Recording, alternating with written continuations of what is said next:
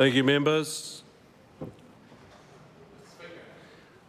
I call the honourable member Iain Galloway. And may I add my congratulations to you on your election, on your position. I look forward to your guidance and wisdom as I and my colleagues find our feet in this place. Mr. Speaker, I am proud, honoured and humbled to enter this House as the member for Palmerston North and a member of the Labour caucus. Unlike my esteemed predecessors Steve Mahari and Trevor DeClean, I am not a native of Palmerston North, nor did I spend my formative years in the same state house on Savage Crescent that pair coincidentally grew up in. My childhood was spent a world away on a beef farm near Waiuku, South Auckland. For me, the decision to live in Palmerston North was a conscious one, made without the weight of parochial loyalty that I now feel towards my hometown. And Palmerston North is my home. I've lived there for close to 11 years.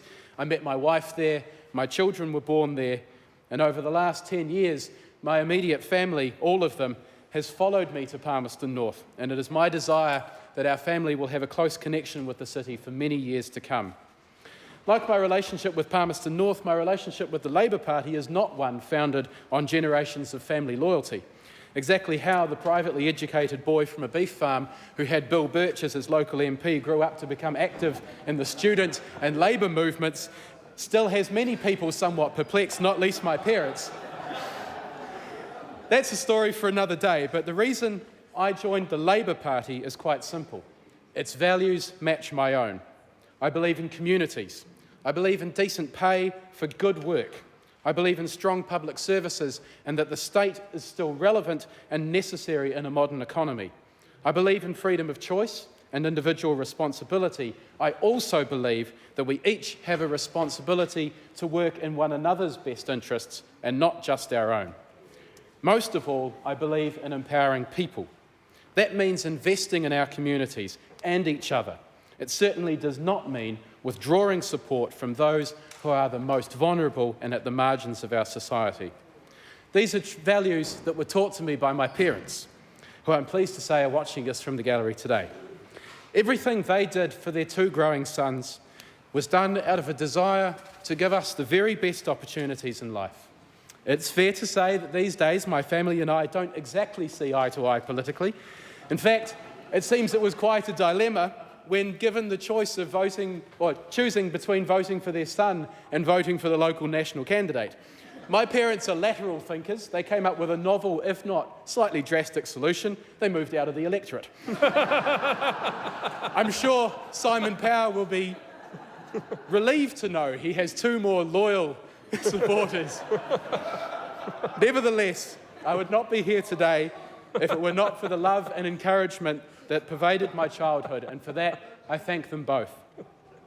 The city where my wife Claire and I have chosen to raise our own children is a bustling, vibrant regional centre.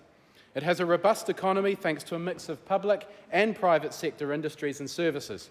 It excels in servicing the agricultural sector of the Manawatu and beyond. It excels in research, in education, retail, manufacturing and distribution.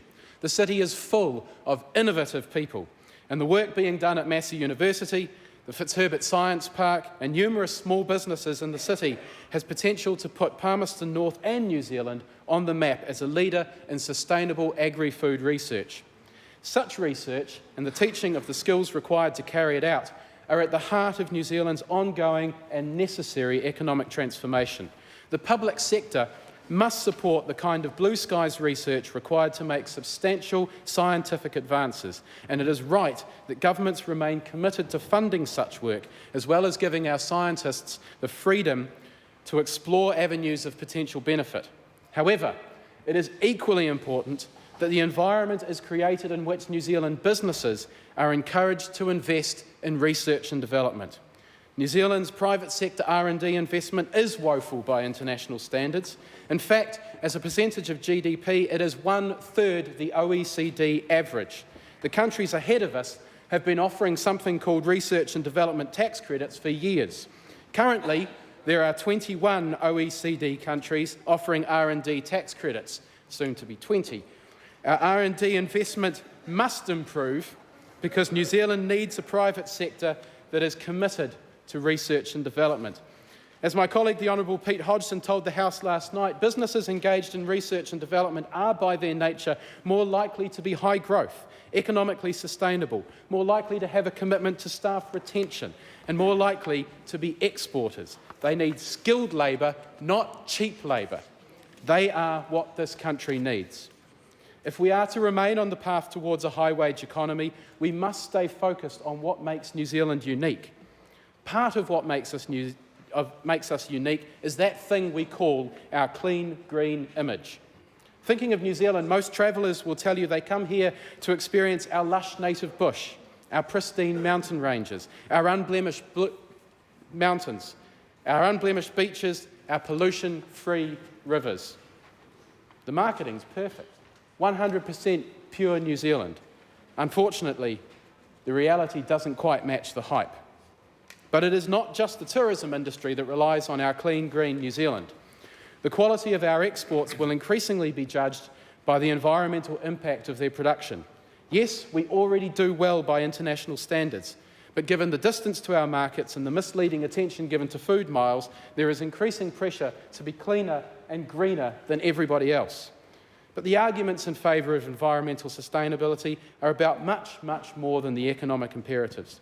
I am immensely proud to be a member of the party that led the government in finally facing up to the difficult challenge of taking just the first few steps towards reducing emissions. I'm equally dismayed to be a member of the House of Representatives that plans to stall the progress on the emissions trading scheme. To me, the sustainability question can be boiled down to this. In what state will we leave our one and only planet for future generations?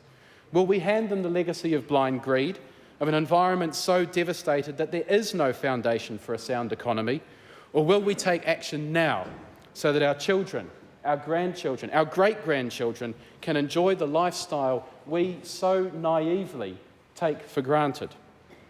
We should also ask ourselves what kind of society we would like our children and grandchildren to inherit. Palmerston North is a great place to raise a family. It is a safe, culturally diverse city blessed with tremendous schools, an effervescent arts culture and outstanding sporting facilities. The opportunities to learn, work and play seem boundless. It is a place where children thrive. Sadly, though, so many of our families are unable to create the environment in which children prosper. Some of the reasons are financial, and I would ask members to take note of the advice I have received from Palmerston North's Salvation Army and Methodist Social Services that their food banks are now increasingly being frequented by low-income, working families struggling to make ends meet. But money, or the lack of it, is not the root of all the challenges for our young families. When I listen to the principals of our primary schools, there is a clear theme in what they are telling me. That when they see a child walk through the door at age 5, they can tell straight away how stable their home environment is, and by extension, the likelihood of their academic and social success, and the likelihood they will go on to be productive, valuable members of their community. We can demand all we want from our schools to teach our children how to read and write, the fundamentals of maths, science, history, geography, how to use a computer, how to access the internet. We can expect our schools to provide opportunities for children to explore their artistic and sporting talents. We can even ask them to teach civics and instill discipline.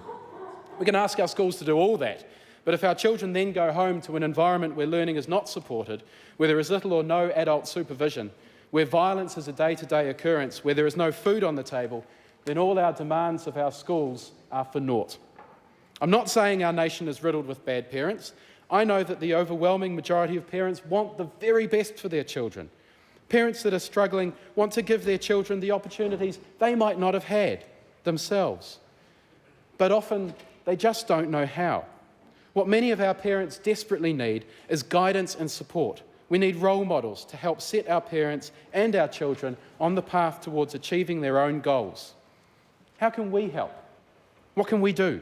Is there a place for the government to offer assistance, or do we balk at the idea of interfering bureaucrats moving into our homes and telling us how to raise our children? Well, if that's what I was advocating, then I'd expect an outright rejection, but it is not.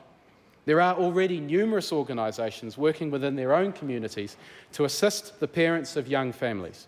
Te Aroha Community Services is just one of several I could name in Palmerston North. Te Aroha is based in Highbury, a suburb in our city that struggles to hit the news for the right reasons. 5 years ago, things hit rock bottom in Highbury. Tensions between rival gangs flared, and it culminated in the tragic end of a young life. The community could have chosen to turn a blind eye or to blame some outside force, but they chose instead to take ownership of the problem. They decided they needed to rebuild their community. They decided they wanted people to be proud to live in Highbury, and there are now several organisations involved in achieving this splendid ambition, including the primary health provider Te Wakahuia, the Highbury Whānau Centre and the people of Rangatane. I single out Te Aroha because their focus is on children and their families. In particular, they deliver the Home Interaction Program for Parents and Youngsters, or HIPPY for short. HIPPY is a home-based program that supports parents in becoming actively involved in their children's learning. Parents and children work together for 15 minutes a day with storybooks, puzzles and games, and the goal is to help those children become successful learners. HIPPY tutors are parents themselves who have been through the program with their own children. They visit people in their homes, so it creates an opportunity to build community relationships. Te Aroha specifically works within the Highbury community and neighbouring Takaro and Clovelly. So they work in and with their own community. Some of their tutors are young mothers who have themselves struggled. Indeed, they are still struggling to build the life they want for their families.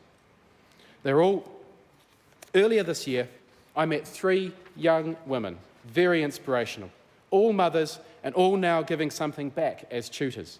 They spoke of their goals and ambitions, and more importantly, how they plan to achieve them. One spoke of making Highbury violence-free. I wish we could all be so bold to articulate such aspiration. My deep desire is that every parent in New Zealand would have access to HIPPY or something like it. I appreciate that significant funding is already available through the Ministry of Education, but there are still so many families that the providers can't reach, and my fear is that these are exactly the families whose need is greatest. The government can and should do more. It would be difficult to measure the outcomes of any spending. We're not likely to see the results for another 20 years, maybe. But I say to members that proactive investment is far more cost-effective, far more valuable to our society than trying to fix the problems we are ultimately responsible for through our own inaction. We must also pay attention to the pressures placed on all families by the organisation of Western society in the 21st century. Our societal focal point is unarguably the workplace. Family time, community activities, volunteering all take second place and must be fitted in around the requirements of the workplace. I believe we need to shift that focal point towards the family home, or at least promote non-work-based placed activities onto an equal footing with the workplace. There is no doubt that children do better in an environment where there is at least one adult family member available to nurture them. We ask so much of our parents, and we're quick to point the finger when things go wrong. I'm certain no one in this house would disagree that parenting is the most important job there is, and that parents shape the future of our civilization. The previous government certainly acknowledged this and made incredible progress in supporting families, but we have considerably more to do to make our words anything more than empty sentiment. I suppose what I'm talking about can be summed up in that cliché phrase, work-life balance, hardly something politicians are renowned for. I'm sure it is obvious just how important my own family is to me, and I'd briefly like to mention just how thankful I am that my wife agreed to join me on this journey. Unfortunately, Claire and the kids couldn't be here tonight, but technology willing, they're watching us on the internet from the other side of the world, which, by the way, I think is marvellous, and I hope more of Parliament's public activities will be available through that medium one day. I'm thankful to all the wonderful people in Palmerston North who have supported me thus far. We ran a long campaign and we faced many hurdles, but I was never alone. And it was the team that truly carried the day, ably led by our campaign manager, John Shannon. It would be remiss of me not to acknowledge the support and mentoring I have received from the Honourable Steve Mahari. I know he will be missed in these halls and will be remembered as a dynamic man of action who achieved lasting change in his portfolios. I once heard him described as the minister of everything that's important, although I must say he showed his wisdom in never taking on the health portfolio. His return to Palmerston North as Vice-Chancellor of Massey University was warmly received by our community, and I look forward to working with him in our new respective roles for as long as Palmerston North will have me. I can't count the times I've been told since my selection as the Labour Party candidate for Palmerston North that I have big shoes to fill. I hope this doesn't disappoint anyone back in my hometown, but I have no plans to do so.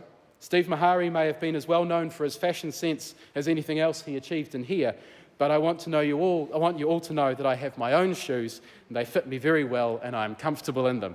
I do hope, however, that my footsteps leave even a slight impression akin to that of my predecessors.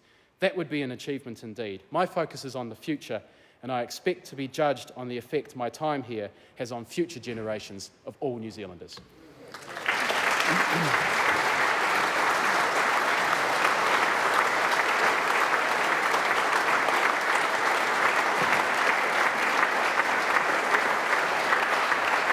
Are you going to take over?